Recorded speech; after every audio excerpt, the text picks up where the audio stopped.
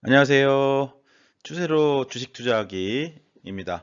3주간 같은 패턴이 나오고 있습니다. 금요일에 급락, 월요일부터는 반등. 지난 금요일에도 어김없이 급락이 있었습니다. 9월부터 너무 강하게 상승했던 지수가 잠시 쉬어가는 걸까요? 아니면 대세 반전일까요? 코스피 종합지수는 10% 가까이 하락 중입니다. 전고점 대비해서요. 어떻게 대응할지 하나씩 살펴보겠습니다.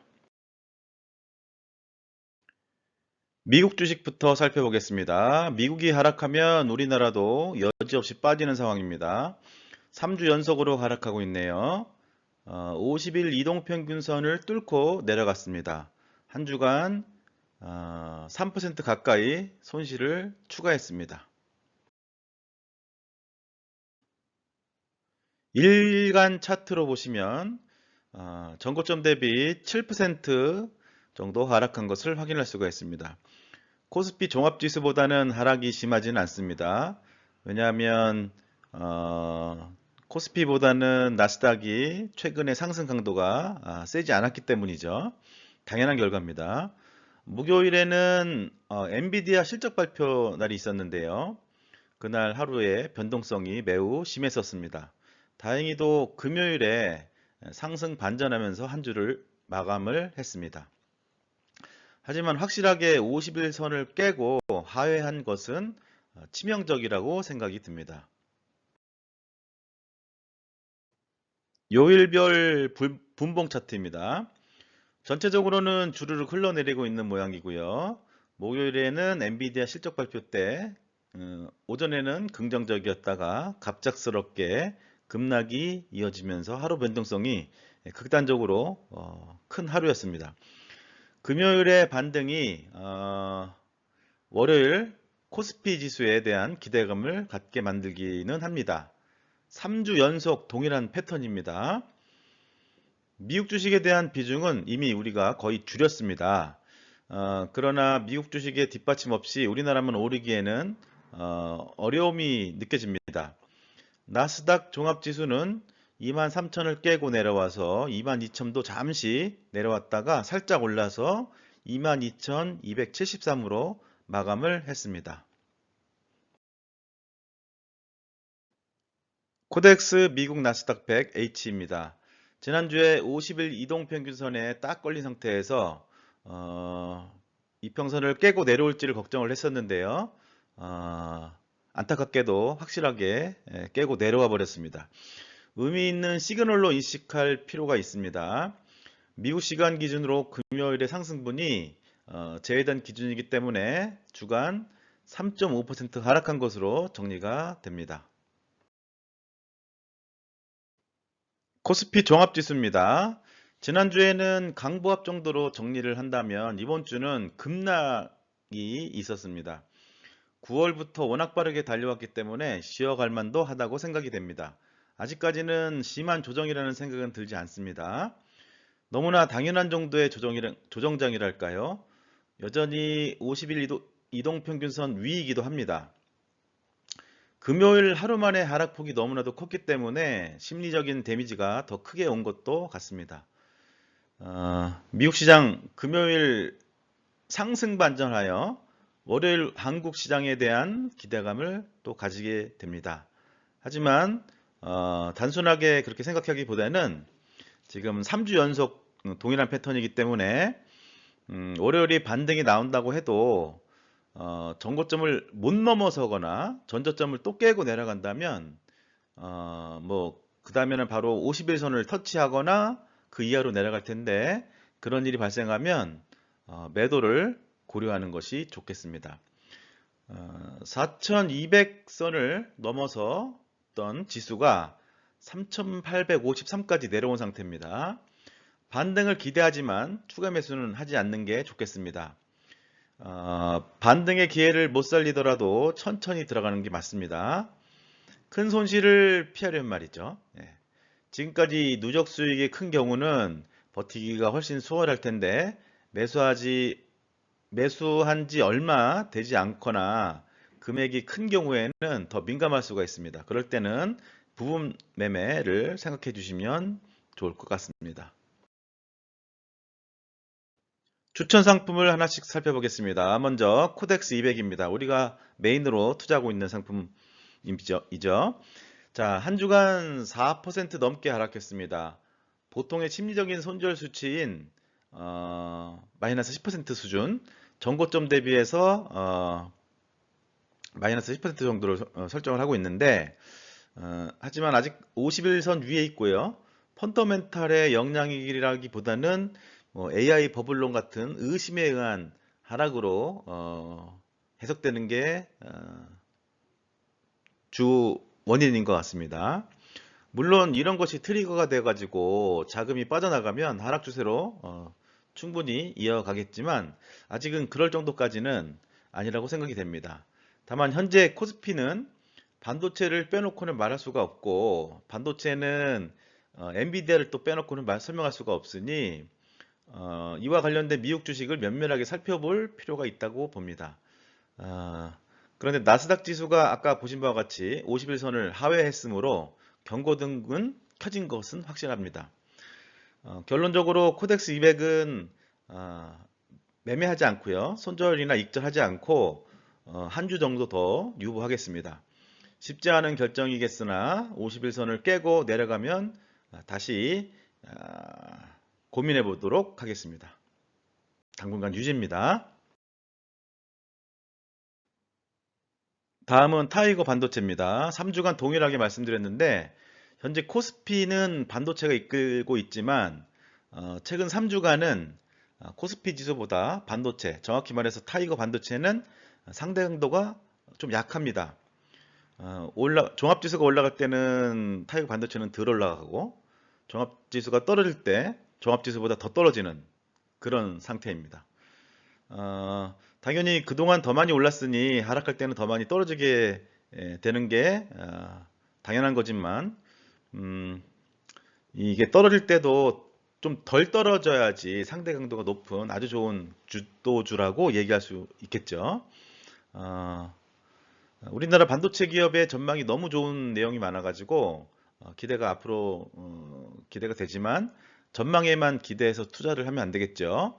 어느새 이 종목도 50일 이동평균선 근처에 다다랐습니다.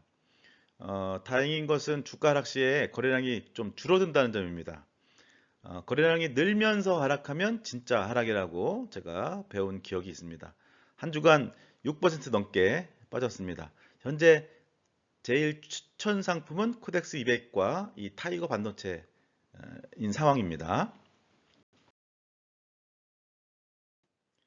다음은 글로벌 원자력입니다. 지난주에 손절을 고민했었는데 이번 주에 50일 선도 깨졌고요. 전고점 대비 하락률이 20% 가까이 빠졌습니다.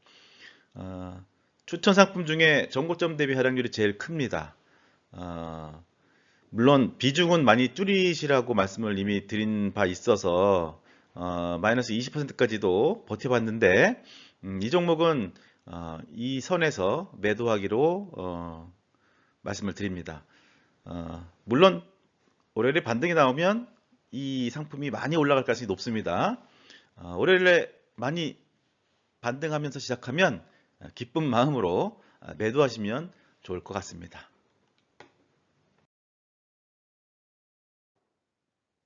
결론적으로 말씀드리면 글로벌 원자력 빼고는 다른 상품은 다 유지입니다. 타이거 200 중공업입니다. 중공업도 전고점 대비 하락률이 좀 크긴 합니다. 그러나 아직까지 51선 위에 버티고 있고요. 국내 주식 관련 상품은 대부분 아직 버텨볼만 합니다. 글로벌 원자력만 매도하고 나머지는 좀 더 두고 보는 것으로 결정하도록 하겠습니다. 코덱스 200 미국채 혼합은 안전자산으로 선택을 한 상품입니다. 코스피 지수에 영향이 있기 때문에 다소 하락하는 모습입니다. 전고점을 대비해서라도 약 3% 정도 빠지고 있습니다. 코덱스 200을 추후 매도하기로 결정을 한다고 한다면 이 상품도 코스피 지수가 제외된 채권형 상품으로 바꿔야 되겠습니다. 그렇게 우선 마음의 준비를 해두면 좋을 것 같습니다. 자, 다음은 모니터링만 하는 종목들이죠. 첫 종목은 타이거 2차 전지 소재 FN입니다. 한 주간 많이 하락해서 10% 가깝게 손실의 폭을 키웠습니다. 정고점 대비로는 16%를 넘어섰습니다. 코스피가 긍정적으로 반등하고 계속적으로 상승 추세가 확인되면 다시 날아올 종목일 할 겁니다. 다행히 하락 중에 거래량은 좀 줄어드는 것이 다행으로 보여집니다.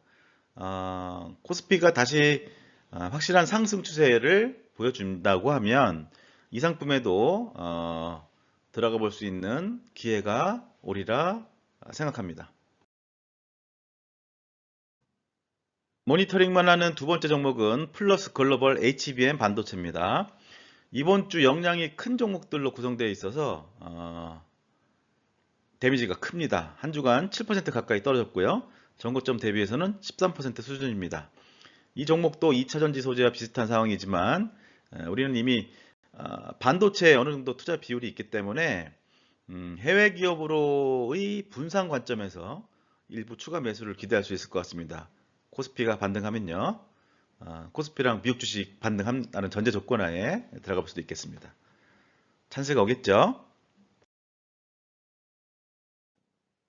다음은 코덱스 AI 전력 핵심 설비입니다. 이 종목도 비슷합니다. 모두 최근 수익률 최상 종목, 최상위 랭커되어 있는 종목들이고 많이 올랐기 때문에 이번 조정장에서 영향이 비교적 큰 상황입니다. 한 주간 7.68% 하락했고요. 아직 여전히 50일 이동 평균선 위에서 머물고 있습니다. 반도체를 제외하고는 하락장에 거래량도 줄어든 모양도 비슷합니다. 거래량이 줄었어요. 거래량이 줄은 것은 자, 주가가 상승하거나 하락할 때 거래량이 늘어나면서 상승하거나 늘어나면서 줄어드는 것은 진짜 배기 추세고 반대로 거래량이 줄어든 상태에서 추세가 형성된 것은 가짜다. 뭐 그런 뭐 명확하게 그렇게 구분 줄 수는 없지만 공부를 해보면 그런 게 나옵니다. 그 거래량이 받쳐져야 된다. 네, 그래서 그걸 한번 언급을 해드렸습니다. 추천 상품을 정리해 보겠습니다. 한국과 미국 주식시장은 한 주간 3에서 4% 정도 급락장을 보여주었습니다. 나스닥은 이미 1개월 수익률이 마이너스로 전환되었고요. 3개월 수익률도 원금 수준에 도달하고 있네요. 코스피는 현재 우리의 핵심 상품인데요.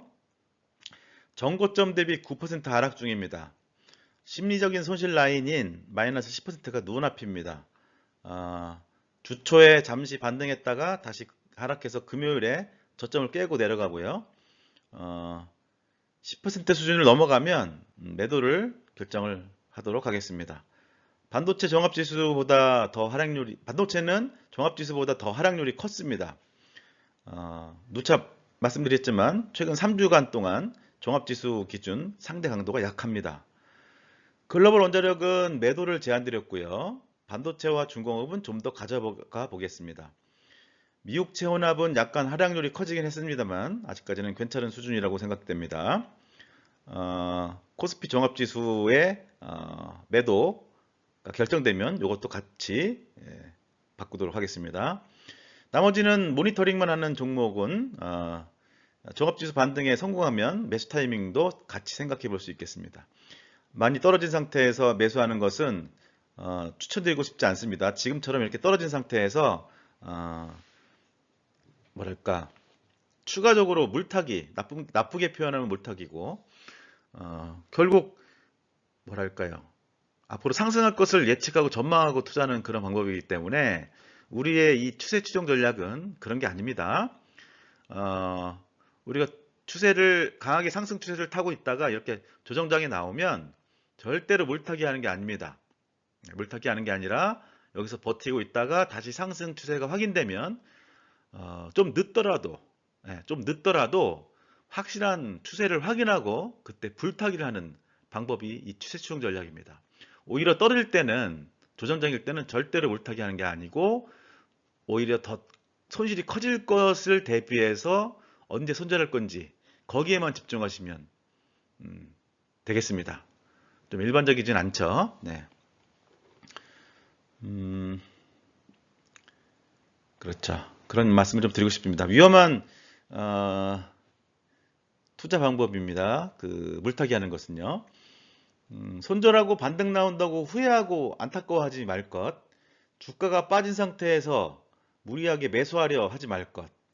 반대로 늦더라도 확실한 추세를 보고 올라간 상태에서 매수하거나 반등에 욕심부려 가지고 손절하지 않았다가 더 큰 손실을 만들지 않을 것이 이 추세 추종 전략의 기본 매매 규칙이 되겠습니다. 수익률 탑 30 리스트입니다. 수치가 많이 떨어졌죠. 1개월 수익률에서는 아마 마이너스도 보이네요. 3주 정도 조정장이니까 당연한 결과입니다. 여전히 글로벌 HBM 반도체와 AI 전력 핵심 설비가 1, 2등을 랭크하고 있습니다. 16등에서 30등까지의 리스트입니다. 지난주에 새롭게 보인 2차 전지가 다시 눈에 사라졌습니다. 24위에 보면 바이오가 보이는데요. 지난주에도 이게 있었던가요? 뭐 그걸 확인하기보다는 다음 페이지에 1개월 수익률 순위를 보시면 확실하게 아시게 될 겁니다. 아무튼 지금은 이런 상태이고요. 보시는 것처럼 1개월 수익률 기준으로 최근 바이오 헬스케어 섹터가 강하게 상승하고 있습니다. 바이오 관련 종목의 종류가 이렇게 많았네요. 3개월 수익률은 여전히 반도체와 전력설비 정도입니다. 자, 이렇게 한 주를 마무리를 하고요. 다음 주에는 확실한 반등을 기대한다기보다는 51선을 깨지 않기와 전저점을 깨고 하락하는 일이 일어나지 않기를 바라봅니다. 그래야만 우리가 좀 더 버틸 수가 있습니다. 반대의 일이 벌어지면 과감하게 매도를 결정하도록 하겠습니다. 행복한 연말을 보내기 위해서 힘내시기 바랍니다. 감사합니다.